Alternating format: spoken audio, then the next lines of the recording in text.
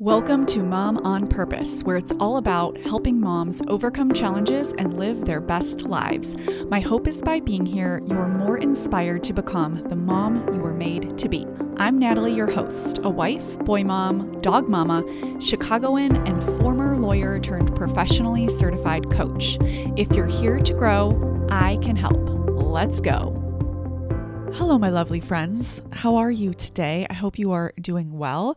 Today, I have a really fun topic. I want to talk about my top 7 parenting tools that I find the most helpful in my personal life, in raising my kids, in all of the work that I do using these tools and how effective they've been. And this podcast episode was prompted by one of my girlfriends who does this work. She was asking me for parenting tools and suggestions and resources and kind of where to get started. Her kids are a little bit younger than me, and I sent her my Mom on Purpose Foundation's parenting podcast episode. That is a great one to get started with. And then I thought I want to do another one where I specifically just talk about 7 tools that I use and love and give a little bit of background and tactics and mindset that go along with each of them. I also gave her my intentional parenting class, which is inside the Mom on Purpose membership. So if you are not in there when you join, you get access to this immediately, and it gives you the foundational framework for how to approach motherhood like a high performance job. I call it my mom like it's your job process. So you actually have real standards for yourself in a way that is aligned with the mom who you want to be. It's a very purposeful approach to motherhood, and I cannot recommend it highly enough. So you can join over at momonpurpose.com/coaching. A spin on this episode that I thought would be really fun is breaking it down into some specifics under each tool. So I'm going to share what the tool is, why it matters, the science behind the tool, what a lot of moms get wrong with this tool, a tactical how to use this tool tip, and then how I actually use this tool. So I'm going to go through all of those in each of these 7 tools, and hopefully that gives you a lot to go off, and you can refer back to this podcast as a resource and guide to really help you show up as the purposeful, intentional parent that you want to be. The first tool is validating feelings. To validate feelings means to simply acknowledge your child's emotions without judgment or trying to dismiss them or rationalize them. It's about helping your child feel seen and heard. And why does this matter? Because when kids feel their emotions are validated, they'll develop emotional security. It is a healthy and strong attachment system that we're talking about here, and they are much more likely to manage their feelings in healthy ways. It also builds trust and connection in your relationship with them. So what does the science say about this? Well, research in developmental psychology shows that children who experience emotional validation from their parents have better emotional regulation skills and fewer behavioral issues. Validation helps them feel safe and understood, which is critical for emotional development. What many moms get wrong with using this tool is trying to fix or solve or talk their kids out of their feelings much too quickly. I see this time and time again. It's, one time acknowledging, oh, I see you're upset, and then trying to rationalize why they shouldn't be upset. But I couldn't give you the green cup because the green cup is dirty. And don't you see there are so many other cups? It's okay. This purple cup is a great option. Really trying to talk them out of being upset instead of just allowing their upsetness and acknowledging what it is that they actually want and are not getting. And doing that as long as it takes them to calm down is the work. And that leads perfectly into how to use this tool. The next time your child is upset, let's say they want dessert for dinner, try saying to them, I know you want dessert for dinner. I hear you. It's hard to not get what you want. I get it. And just repeat that. And this approach will show compassion, connection, and it's really just you validating their feelings. I can't recommend this highly enough, because the minute you start talking about, the consequences of having too much sugar and how dessert is for after dinner and just whatever kind of story you're trying to tell them to talk them out of their feelings, it's going to lead to bigger emotions. So even if you've said it once, I know you want dessert for dinner. I hear you. It's hard to not get what you want. I get it. Repeat it again and again and again, as long as they're upset. So for me personally, this is something that once I learned how to do, oh my gosh, total game changer. It 1000% changed my parenting. And that means that I'm really unbothered by my kids having strong reactions, to them having meltdowns, to them having tantrums, to them getting really upset. I just go to the place where I get it. I get that that's their experience, even if I don't agree with it. And even if I'm not going to change my answer with whatever it is that they want, it allows me to give them space to feel upset. I don't need them to feel happy for me. I don't need them to perform for me. I don't need them to agree with me. I don't need them to like my decision.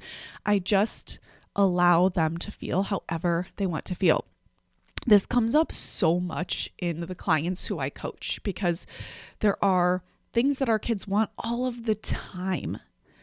And this doesn't change as they get older. So I was just coaching someone who's 12-year-old, didn't want to go to some of the doctor's appointments that were scheduled for her.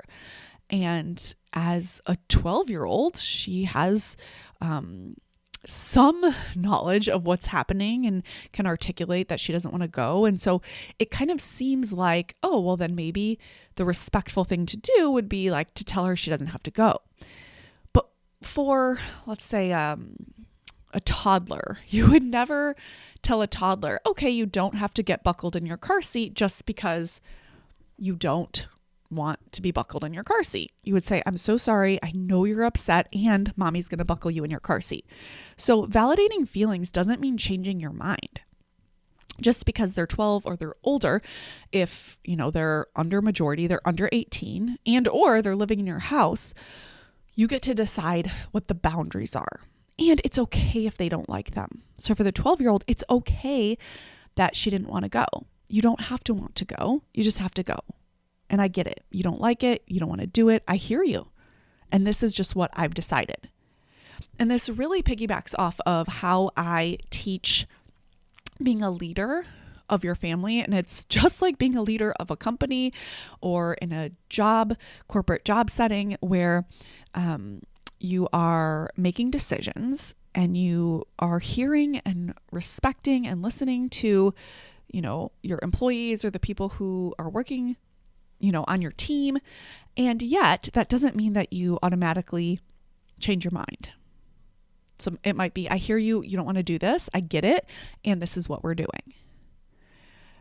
If you think of the plane analogy that a lot of people like to give, the pilot decides what's best for the plane, the passengers, the route.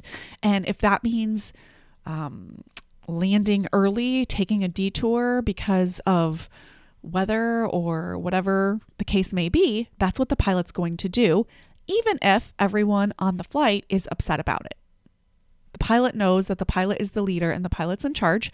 Doesn't mean the pilot's disrespectful or kind of bossy. It just means that the pilot is the one making the decisions, and at the same time giving space for everyone to feel about it however they want to feel about it.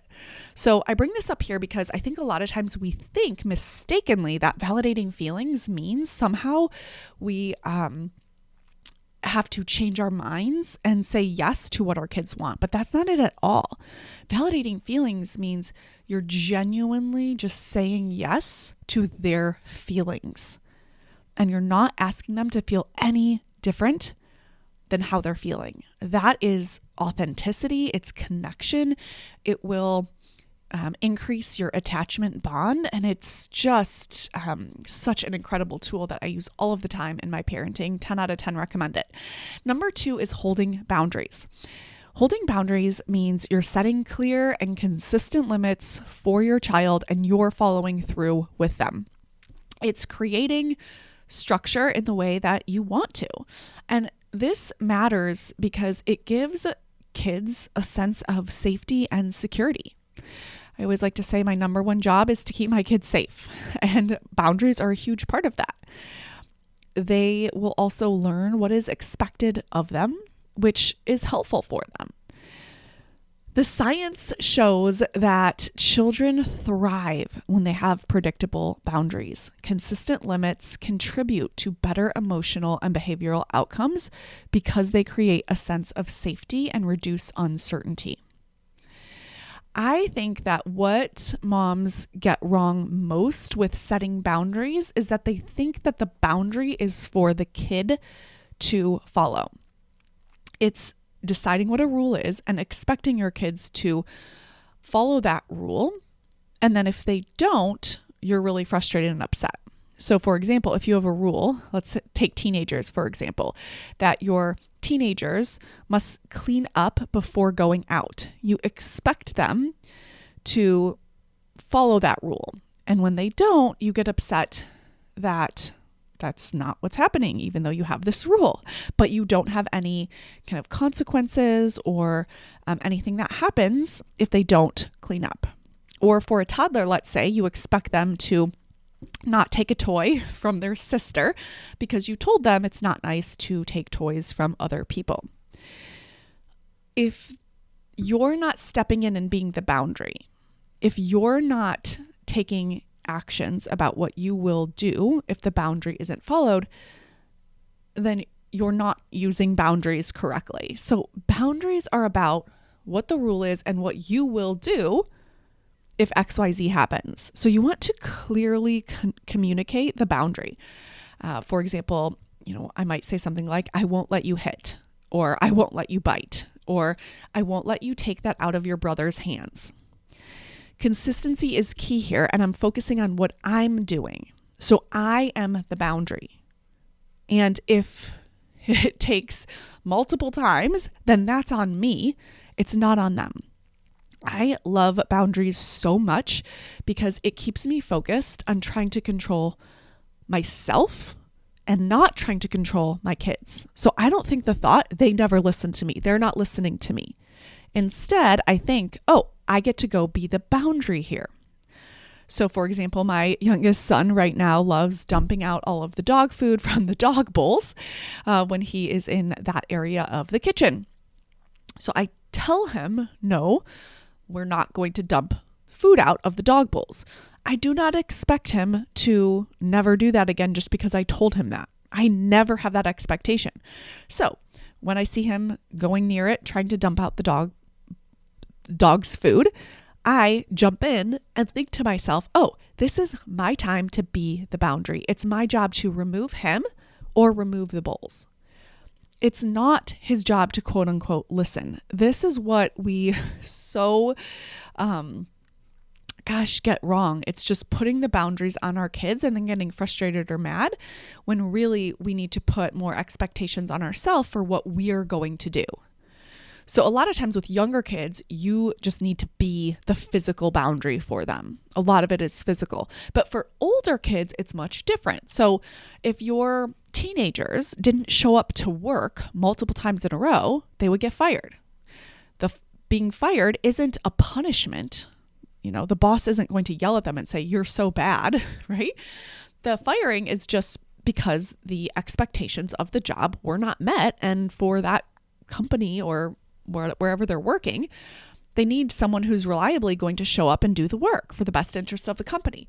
And so you can have similar kind of outcomes that you want to create for older kids that are based on respect and love, not punishment. It's not, if you don't obey me, bad things happen to you. It's just, this is what happens when you don't do XYZ. So for my little ones, it's really easy. It's like, if you keep throwing blocks at your brother, I'm going to remove the blocks, not to punish you. You're not a bad kid. I just see that you can't control the urge to play with the blocks appropriately. So I'm just going to remove the blocks. You see how that's very different? So the energy behind the consequence really, really matters. So just remember, communicating a boundary is about what you say you're going to do if ABC happens. Tool number 3 is love. This refers to unconditional love that you have for your child, for who they are, not just for what they do. It's showing affection and warmth and acceptance, no matter their behavior or mistakes. Unconditional love is foundational to healthy development. It fosters security, that secure attachment, self-worth, and resilience in children. It creates this home base where they really feel safe. So the science behind this shows that children who experience unconditional love from their parents have higher self-esteem, better emotional regulation, and lower levels of anxiety and depression. This type of love helps kids feel secure enough to explore the world and their own capabilities. What I think that most moms get wrong is that we believe we're showing unconditional love, but in fact, we overemphasize praise that comes from doing, quote unquote, a good job or the right thing. So when you make a really big deal about your kids performing well, getting good grades, making the team, shooting the goal, whatever it is, when you overemphasize and praise their successes, it can send the message that the love is conditional, because the inverse is also true then. That when there are hard moments, when the kids are going through challenges, when the kids don't do the homework, or they're not making the team, or they're having a hard time, and they see you withdraw or you get mad, it's easy for kids to interpret that as conditional love. So unconditional love shines even in hard moments when kids mess up or they challenge you. It's not just about praise. It's about being there, validating that they're a good kid, even when they're making mistakes.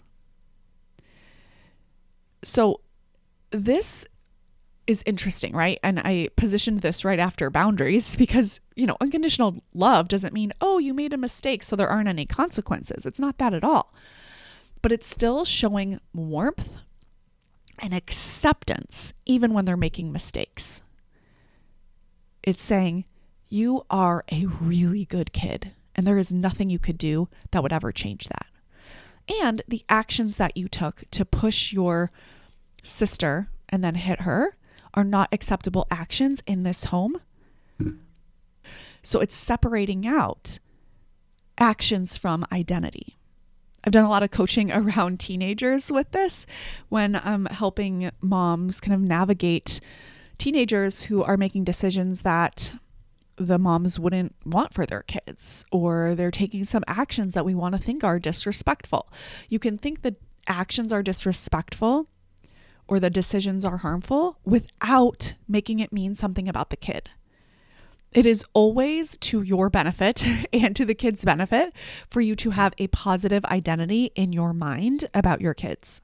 And of course, you still can have boundaries and consequences and all of that as a part of kind of your parenting tool belt.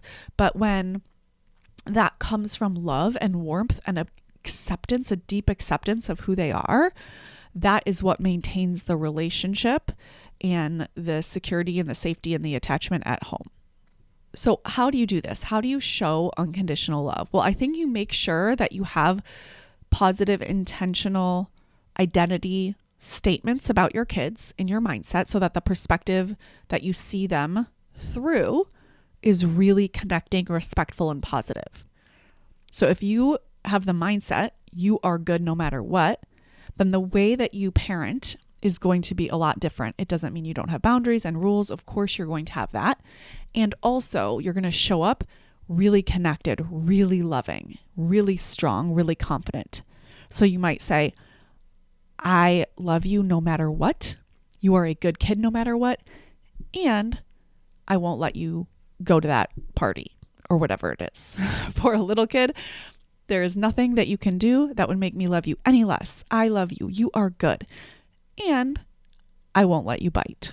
Or again, whatever that is. But you're making sure that you validate and reinforce the love and affection and warmth, even when you're enforcing boundaries. How I like to use this tool with my kids is kind of twofold. First, I really make sure to use those communication tools where I'm telling my kids that they are good no matter what they do, that there's nothing that they could do that would impact their goodness. And I tell them I love being their mom. And I just have kind of like a handful or so of thoughts that I share with them all of the time. I'm sharing with them positive identity statements. And again, I do this for me, not because I think that they're going to play that out in a certain way, just because it feels good to be a mom who thinks her kid is a good kid. And that's how I want to see them. That's how I want to create that attachment, that connection, that safety with how I show up. The second part of this that I do is expecting my kids to have challenges and obstacles and failures that I don't even know what they are. Some of them I might predict, and others of them are going to be a total surprise to me and already have been. And through thinking this way, I'm not so fixated on making sure they're happy all the time or making sure that I solve their challenges. I don't think that's my job. I think that's kind of where we get into trouble, because we try to make sure our kids are happy all the time, and then we hang our worth and goodness as moms on whether our kids are happy, and it gets us into big trouble. It kind of makes us crazy trying to control something that's outside of our control.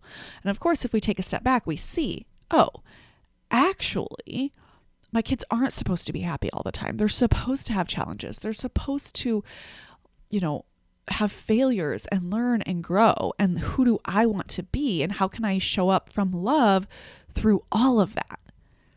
That is kind of my mindset around it. And it helps me love them in the hardest moments. Number 4, respect. Respect is about treating your child as an individual with their own thoughts, their own feelings, their own needs, their own lives. It means listening to them, valuing their opinions, and being mindful of how you communicate with them, just like you would with any adult who you respect. Respectful communication builds stronger relationships and fosters cooperation. It's just kinder and gentler and more connecting to be respectful. Think about a boss that you've had who has been really disrespectful. It's so hard to want to go to work and be around that boss. Conversely, think about a boss who's been really respectful. You love going to work. At least you like that you have a great boss. That is what it's like to have a respectful parent. It doesn't mean that the parent always says yes. It just means that you're showing up respecting your kids. Kids who feel respected are more likely to have higher, better self-esteem and are more likely to feel respected and show others respect because it was modeled to them. The science behind this shows that kids who feel respected by their parents are more likely to exhibit pro-social behavior, such as empathy and cooperation. Respect builds a foundation of mutual understanding and leads to more harmonious interactions. Said differently, when you respect your kids, they're more likely to have positive relationships and engage in respectful behavior.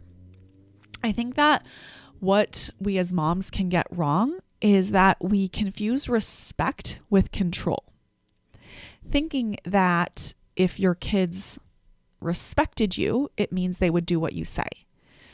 So if your kids don't listen to you, they don't follow through with the boundary, then you think a thought like, my kids are disrespectful. They don't respect me.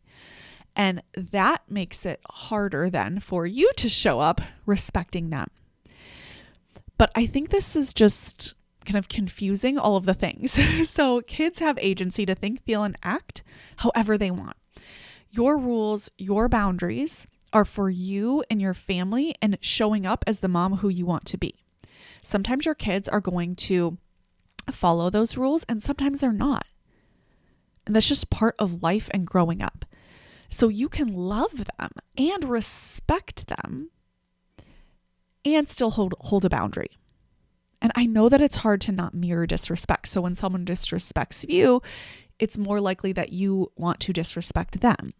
But that is not helpful for you nor for your kids. And so really practice getting out of that mirroring habit so that you respect them, showing them you see them, you hear them, you understand them, or if you don't, asking more questions so you can understand, even in the hardest times when maybe they're not showing the respect that you would like them to be showing.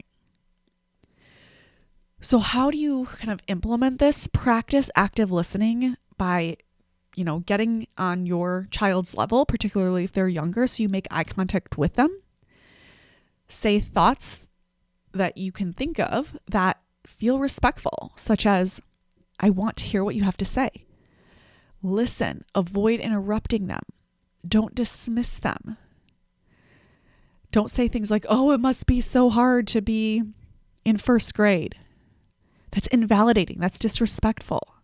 For older kids, even if, you're saying no to something that they want, you can still show them respect. I love you. I hear you. And it's a no.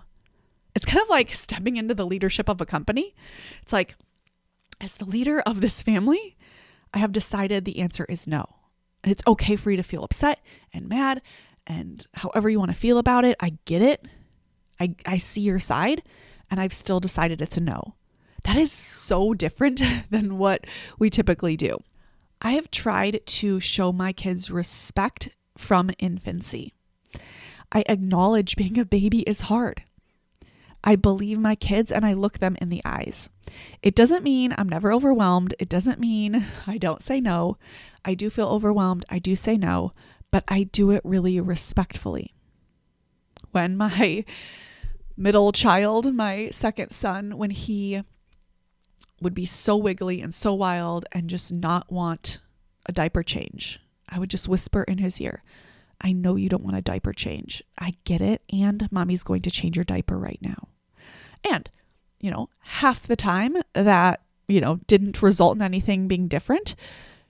But the other half of the time, he actually was much more connected and kind of responsive to that diaper change. But either way, I felt good about how I was showing up. That's really why I do it. Whenever someone says, oh, it must be so hard to fill in the blank, that's disrespectful. Oh, it must be so hard to be a baby, right? It is hard to be a baby. This baby can't communicate. They can't walk. They're 100% dependent on getting their needs met by their parent. It's so hard to be a baby, and it's hard to be a kid, and it's hard to go to school, and it's hard to be a middle schooler, and it's hard to be a teenager. It is hard to be an adult. It is hard at every single age. And acknowledging that is respectful because it's validating their experience. So lead with respect. Again, you can still have rules and boundaries, and you make decisions that are in the best interest for you, your kids, your family, for whatever you're deciding on. But you can do that in a very respectful way. Tool number 5 is repair. Repair is the process of apologizing. It's mending the relationship after there is some sort of conflict. So this matters because it teaches your kids that relationships can weather difficulties and that making mistakes is part of life. It models accountability and emotional maturity. It also matters because you're a human mom who will make mistakes. And so there's no reason to go to shame about your mistakes. Instead, you can validate your goodness and allow space for being a human mom who makes mistakes, who then repairs the relationship from that moment of disconnection. Research shows that repairing after a conflict strengthens the relationship, and it also helps children learn conflict resolution skills. So kids whose parents repair well have better emotional resilience and social skills. So lots of reasons to get good at repair. I think that what we as moms mostly get wrong here is that we worry that admitting our mistakes will undermine our authority. Also, it feels hard to repair if you are feeling shame. If you think that saying sorry for whatever you did means that you're a bad mom, you're less likely to do it. You're more likely to abdicate responsibility because you're thinking that what you did means something about your internal goodness. And so that's why you got to separate out your identity from your actions. Owning up to your mistakes right after they happen helps your kids change the narrative about what happened. It's so important. So, for example, after you yell, say something like, "I'm so sorry I yelled. I was feeling frustrated and I did not process that feeling well. Instead, I reacted to it. I am so very sorry and I'm going to continue to work on it. I love you." You don't blame, you don't kind of give a reason for it, you don't justify it. Instead, you're taking full responsibility for your actions that created the moment of disconnection. Doing that from love, very directly. And you're not asking for acceptance. You're not kind of looking for something, because if you're doing that, then that's an ask. That's not a true repair. I have gotten so much better at repair, my friends. I work on these skills, and repair was one that I wanted to improve upon. And I have to say that having that intention really has created the result for me. I say I'm sorry really well, and I do it without expectation, without an ask. Most of the time my kids just kind of look at me and that's it. And it has been so life-changing because I feel more aligned with who I genuinely want to be. Tool 6 is to teach. Teaching involves just guiding your kids through life's lessons, whether it's about managing emotions, navigating social situations, or learning new skills. It's about being a mentor, not just kind of a rule enforcer. It's you teaching them any and everything that you want to teach them. It could be about manners, it could be about religion, it could be about anything. Kids learn through modeling and instruction. So you can teach them how to navigate a challenge with maybe their sibling, talking about how to problem solve it. And then also you could talk about your stories, maybe with your own sibling, their aunt or uncle, when you were younger, kind of sharing your experience with them. And you can model that with your spouse at home and kind of show them what that looks like. Studies show that parents who take an active role in teaching their children help them develop better cognitive and social skills. This helps build confidence and encourages curiosity. I think that what moms can get wrong is that they think teaching means that the kids learn.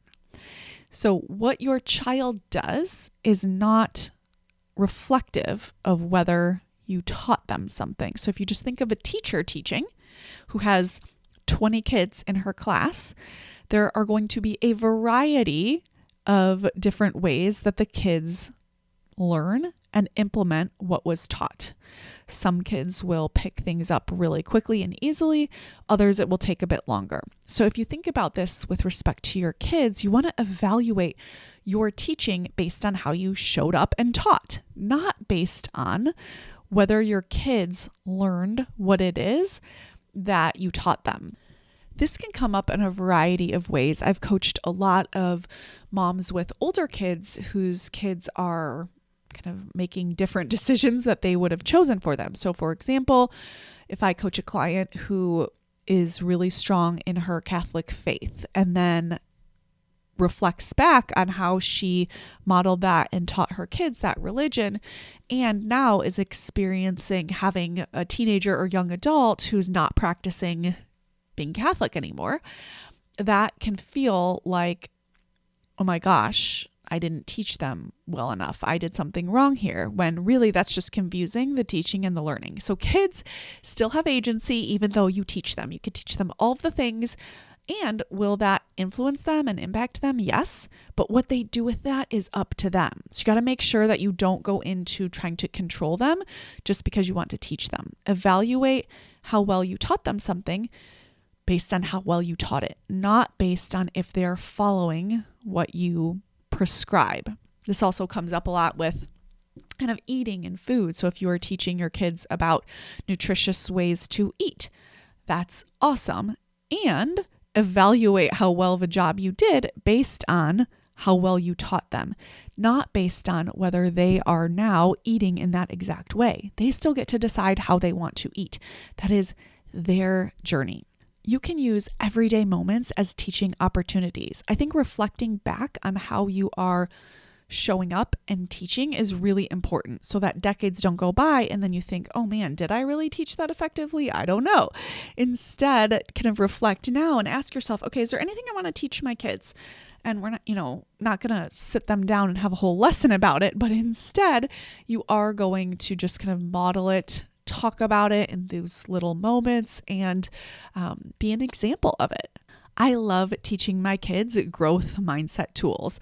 I love praising resilience and effort and kind of drop in thoughts that help them figure things out on their own and really just inspire them. So when I'm teaching, I'm looking for how I can show up to encourage them. And it can be something simple like, if my son is building a block tower and all of the blocks fall over, I might say something like, oh man, that's a bummer, but you could always try again, right? Like that's just a little moment where I am suggesting to him that there's always an opportunity to try again. I also try to live out these tools and model through the tools so that my kids learn that way and so that I'm teaching them through my actions. So when I'm repairing, I'm teaching them what a good repair, what a good apology sounds like. All right. Lastly, number 7 is mindset. This tool is about showing your kids that their thoughts create their entire reality. It's like putting on sunglasses. If you put on rose-colored sunglasses, you will see the entire world through a rose-colored perspective. If you put on really dark black-colored sunglasses, everything's going to look dark. The same is true with mindset. The way you think about the world and other people and yourself changes your experience of it. So this matters because it's going to help your kids feel so much more in control of their lives. Like they can navigate any challenge that comes their way and overcome obstacles to create the exact life that they want. Research shows that kids who believe they can improve through effort and through having a growth mindset are more likely to succeed in all areas of their lives. And this is true regardless of how well your kids do in school. I think that it's such a shame that we overemphasize grades because it discourages thinking outside the box. It discourages failure. It really encourages just memorization and kind of that blanket intelligence. And I just don't think that that is the number one most important skill that your kids could have for setting themselves up for success for the rest of their lives. Being able to process their feelings, being able to learn and understand what it means to learn, which means you have the same circumstance, but you do something different, you create a different outcome. That's real life learning. And I just think that the more we at home as moms can teach our kids a mindset, the more equipped they'll be to navigate the challenges that come to them throughout their lives. I do think that in general, society, and definitely we as moms, focus too much on praising outcomes like grades and achievements without encouraging effort, without really teaching thoughts create feelings without showing that you can change the way that you're looking at something. You can put on different colored sunglasses and have a completely different experience of life. And that can be so empowering to learn and to teach our kids. So how to use this at home, really focus on praising effort instead of results. Like, results are cool, but also praise the effort. Instead of saying you're so smart, try you worked so hard on that. That's awesome. I like to talk about failures as a positive because this is something that I grew up with. Failures were never seen as failures, so I never took them personally. It was always just told to me to just try again. It wasn't a big deal. Just keep going. I mean, my dad would just tell me, oh, who cares? Big deal. Try again. As long as I was showing up and trying, getting a bad grade or missing the mark or not making the team or any of that was never seen as something negative or bad. It was, you went out there and you tried. This is freaking awesome. Now let's double down and do it again. Even until, I was an adult. I remember taking the bar exam and the CFP exam and just getting the same message from him. Like, it's totally fine if you fail. Who cares? Try again. Like, it was just never taught to me that failure was a big deal. And I'm so grateful for that. And that is definitely something that I try to teach to my kids as well, because it served me so well. When I have obstacles or failures, I just don't see them as a big problem. I just see them as a challenge to overcome. So as a review, my top 7 favorite parenting tools are: number 1, validate feelings. Number 2, hold boundaries. Number 3, unconditional love. Number 4, respect. Number 5, repair. Number 6, teaching. And number 7, mindset. I hope you enjoyed this episode, my friend. As always, thank you so much for being here and listening. I will talk with you next week. Take care. Thank you for being here and listening. Now head on over to momonpurpose.com/coaching to learn more about the Mom on Purpose membership, where we take all of this work to the next level.